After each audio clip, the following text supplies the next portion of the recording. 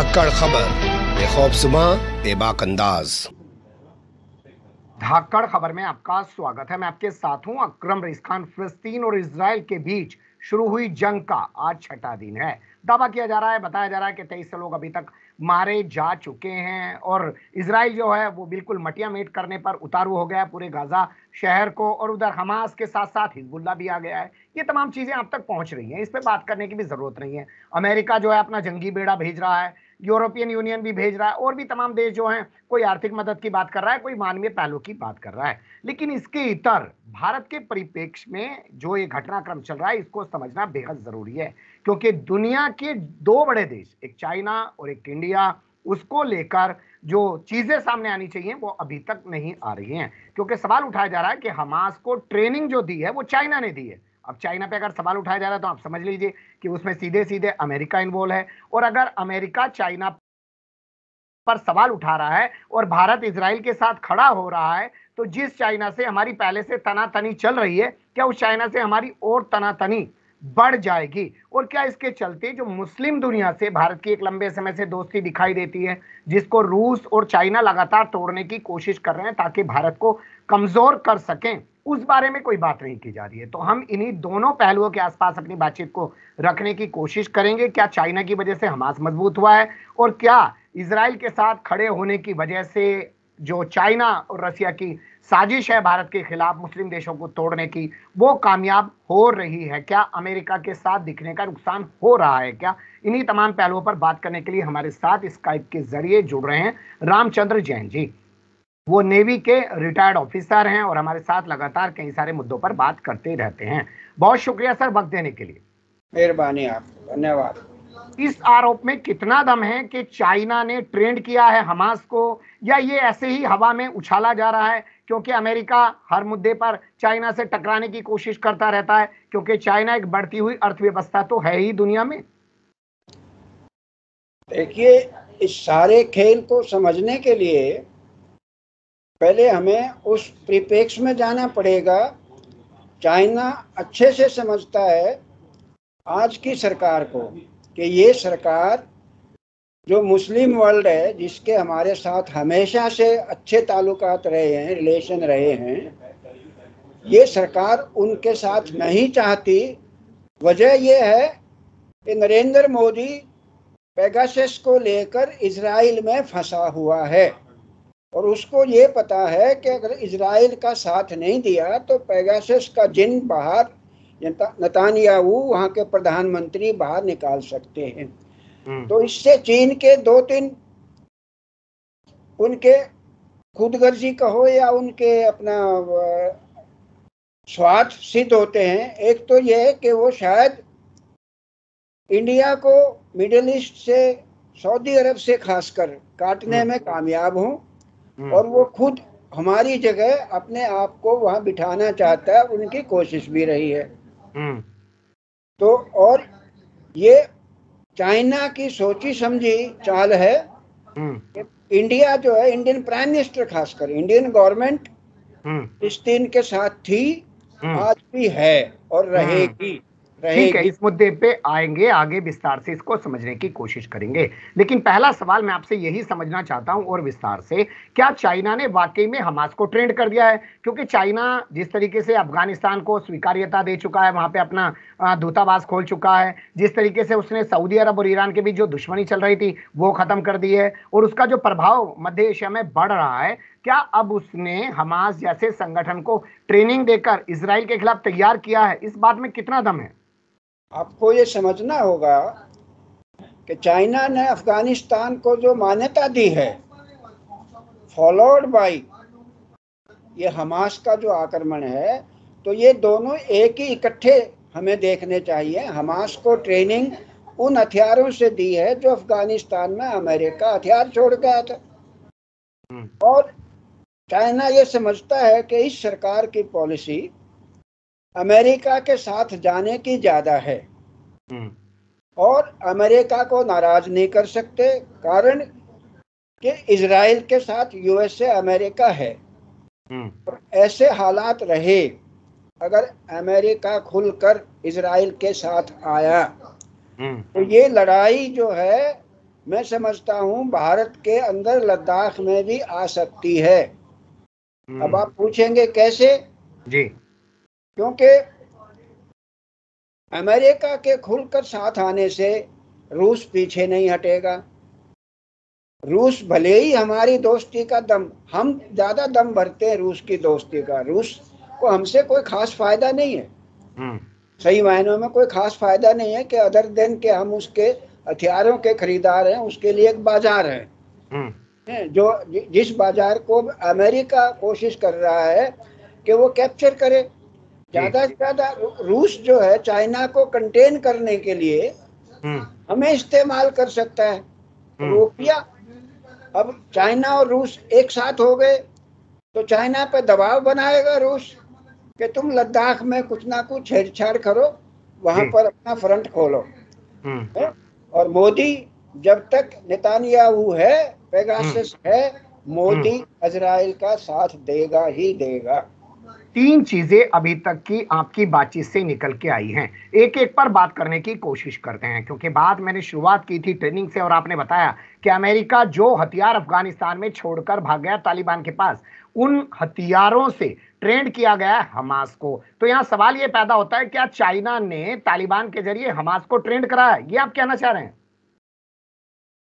China ने Hamas को Hamas Gaza पट्टी में ट्रेनिंग दी है, ये फैक्ट है, नॉन है, सब एटमॉस्फेयर में हर जगह फ्लोट करता है। और चाइना को ये जानते हुए चाइना कि इजराइल का डिफेंस बहुत स्ट्रॉन्ग है, जिसको आयरन डोम कहते थे, तो फेल हो गया। तो हमास के बस का या फिलिस्तीन के ताकत से तो बाहर है कि वो आयरन डोम को फेल कर दें। तो चाइना ने उसको हैक किया है, जो भी किया है चाइना ने सोची समझी तरीके तीन चीजें उन्होंने की हैं। आयरन डोम को नकारा साबित कर दिया है, हमास को ट्रेनिंग दी है, अफगानिस्तान को रिकॉग्नाइज करके हथियारों को शिफ्ट किया है। क्या इसी वजह से अमेरिका बिलबिला गया है? क्योंकि चाइना ने हमास के जरिए जिस तरीके से इजराइल के पूरे सिस्टम को डाउन करवा दिया है, उससे चिंताएं अमेरिका की भी बढ़ गई हैं। अमेरिका को अब ये लगने लगा है कि चाइना अगर हमास के जरिए इजराइल में करा सकता है तो फिर तो पूरी दुनिया में आने वाला समय चाइना का ही हो सकता है, अमेरिका भी उसके सामने कुछ नहीं है। बिल्कुल ठीक है, ये सोच बिल्कुल ठीक है, और अमेरिका बहुत घबराया हुआ है। वो किम कर्तव्य मूड, क्या करूं क्या नहीं करूं, इस हालात में है। वहां कर खुलकर इजराइल के वो जो एयरक्राफ्ट कैरियर डिस्ट्रॉयर वहां भेज रहे हैं, गाइडेड मिसाइल वगैरह, ये एक प्रेशर टैक्टिक है, ये दिखाने के लिए। लेकिन कोई भी वहां से एक बुलेट भी फायर नहीं होगी उन शिप्स पे, हमास पे या गाजा पट्टी पे या जिस पे भी है।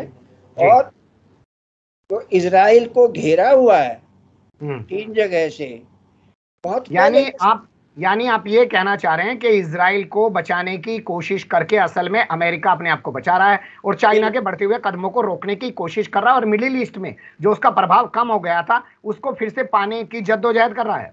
बिल्कुल ठीक है, आपका बिल्कुल ठीक राय है, मेरी भी यही राय है पूरा। और जो ठीक समझते हैं, जो मोदी भक्त हैं और जो मोदी के भक्त से दूर विचार रखते हैं जी, मैं तो ऐसा सोचता हूं, कल रात को ही दिमाग में ये बात आई कि पेगासस का जिन देर सवेर बाहर आएगा और 2024 में सरकार, ऐसा कह रहे हैं एटमॉस्फेयर में है, वातावरण में, कि सरकार बदलेगी, तो अपने आप को बचाने के लिए नेतान्याहू का फ्रेंड दिखाता है, दोस्त दिखाता है, कि जिससे पेगासस के सीक्रेट्स वगैरह पब्लिक में ना आए, बस इसलिए साथ दे रहा है। बहुत अच्छा। मेरा दूसरा सवाल पेगासस को लेकर ही था, आपने खुद ही बता दिया। यानी पेगासस के दबाव में नरेंद्र मोदी जो हैं वो बेंजामिन नेतन्याहू के ज्यादा दोस्त बनने की कोशिश कर रहे हैं, और उनका जो भोंपू मीडिया है वो भी इसी काम में लगा हुआ है। लेकिन अब आते हैं कि दुनिया के दो बड़े देश हैं और दोनों पड़ोसी हैं, भारत और चाइना। अब इनमें पड़ोसियों जैसे उतने अच्छे ताल्लुकात भी नहीं है, तनातनी है। क्या इस मामले के बाद जैसा लग रहा है कि इन दोनों के बीच तनाव और ज्यादा पैदा होगा, बढ़ेगा? आप देखिए, हम तनाव नहीं मान रहे, लेकिन चाइना तो अभी 2 दिन पहले फिर उनकी 20वीं मीटिंग थी। डोकलाम वगैरह को लेकर वहां कोई हल नहीं निकला, ना निकलने वाला है। सरकार कहती है कि वहां कोई एनक्रोचमेंट नहीं है, हमारे इलाके में नहीं आए हुए हैं। एक फॉर्मर जो मेंबर पार्लियामेंट इन्हीं की पार्टी के थे, उन्होंने एक PIL भी लगाई हुई है जी। सरकार बताए, सच्चाई बताए। अब हम कितना भी कहें कि चीन हमारा दोस्त है, हम शांति प्रिय हैं, चीन कभी नहीं मानेगा। चीन कहता है मुझे तो पूरा जो हिमालय के साउथ का हिस्सा है वो चाहिए, क्योंकि माउथ से तुम लिख के गए हैं, जी। बस वही चाहिए। चलिए अब बात कर लेते हैं मुस्लिम दुनिया की। जो मुस्लिम दुनिया है, क्या वो वाकई में चाइना के प्रभाव में काम करेगी और भारत से जो उसके सदियों पुराने रिश्ते रहे हैं, हमारे यहाँ के हजारों लाखों लोग वहाँ काम करते हैं, कारोबार का भी एक बड़ा आना जाना वहां से है, वो सब टूट जाएगा? देखिए ऐसा है, मुस्लिम दुनिया, चाइना के अंदर भी एक बहुत बड़ा प्रोविंस है, मुस्लिम प्रोविंस। जी। आज तक मुस्लिम वर्ल्ड ने उसके बारे में कोई आवाज नहीं उठाई। बिल्कुल सही कहा आपने। जिस दिन चाइना के पैर अच्छे से टिक गए मिडिल ईस्ट में, सऊदी अरब में, जी। वो अपने उस प्रोविंस की, उस इलाके के मुसलमानों की बहबूदी के लिए, भले के लिए भी बात करेगा, ये दिखाने के लिए कि भाई हम चाइनीज जो है मुस्लिम वर्ल्ड के साथ हैं, ना कि क्रिश्चियन वर्ल्ड के साथ। और हिंदू वर्ल्ड तो कहीं है ही नहीं जी। हमें, तो हम जबरदस्ती विश्व गुरु बने हुए हैं, जी। और यहाँ दिल्ली की चांदनी चौक की भाषा में गुरु, अकरम जी आपको शायद पता है किसको कहते हैं? हम ठीक है, मैं गलियों में समझता हूँ। घूमेंगे तो जी। हर बात पर कहते हैं बड़ा गुरु है भाई। जी। खैर, चलिए, तो कुल मिला के आपने जो है तमाम पहलुओं पर रोशनी डालने की कोशिश की, लेकिन आखिर में अब आपसे एक सवाल मैं बहुत उसमें पूछना चाहता हूँ, राजनीतिक नजरिए से समझते हुए, कि हमारी सरकार का एक हमेशा से स्टैंड रहा फलस्तीन के साथ में। इजराइल को रिकॉग्नाइज भी नहीं किया गया था। ये पूरी तरह फलस्तीन को साइड करके जो इजराइल के साथ खड़े हैं, वो सिर्फ पेगासस की वजह से खड़े हैं? केवल महज पेगासस की वजह से और अपनी जान बचाने के लिए। नरेंद्र मोदी को देश से कोई मतलब नहीं है, देश की बाहरी फॉरेन पॉलिसी से कोई मतलब नहीं है। उसको ये पता है कि उसके गले में फंसा हुआ है ये, और इससे जान बचाने के लिए बेंजामिन नेतन्याहू का साथ देने की बात करता है। लेकिन मुझे लगता है कि जिस तरीके से हमास फिलिस्तीन में मुसलमान हैं, उनके जरिए यहाँ मुसलमानों के खिलाफ भारत में एक और माहौल तैयार कर सकें और 2024 से पहले जो 5 राज्यों में चुनाव हो रहे हैं उनको जीत सकें, ये भी एक एजेंडे में शामिल हो सकता है RSS और बीजेपी के। मुस्लिम वर्ल्ड केवल जम्मू कश्मीर का जो लिमिटेड क्षेत्र है, उसके अलावा हमारे इंडिया के कहीं दखल नहीं देगा मामलात में, कोई इस प्रकार का नहीं देगा। लेकिन 2024 के चुनाव को, इंतखाबात को मद्देनजर रखते हुए मोदी कुछ भी कर सकता है जी, समझे। कश्मीर में पाकिस्तान पर छेड़छाड़ कर सकता है, अपने आदमी भी मरवा सकता है, जैसे पुलवामा में क्लियरली अपने आदमी खुद मरवाए थे और फिर ये कहा ढोल पीटा के पुलवामा शहीद पुलवामा। तो यहाँ भी ऐसा, मैंने आज से 1 साल पहले जंतर मंतर पर यह बात कही थी कि मोदी चुनाव जीतने के लिए कुछ भी कर सकता है। बिल्कुल सही आप लोग कह रहे हैं, प्रशांत भूषण कह रहे हैं, सत्यपाल मलिक कह रहे हैं कि जो राम मंदिर बन रहा है वहां पे भी कोई बड़ा धमाका करवाया जा सकता है। आपने वक्त दिया, बहुत शुक्रिया। फिर इस मुद्दे पे आपसे जुड़ने की कोशिश करूंगा, क्योंकि आपने जो बड़ा खुलासा किया पेगासस को लेके, वो मीडिया में अभी कहीं तक चर्चा का विषय भी नहीं है। धन्यवाद। मेहरबानी आपकी, बहुत बहुत।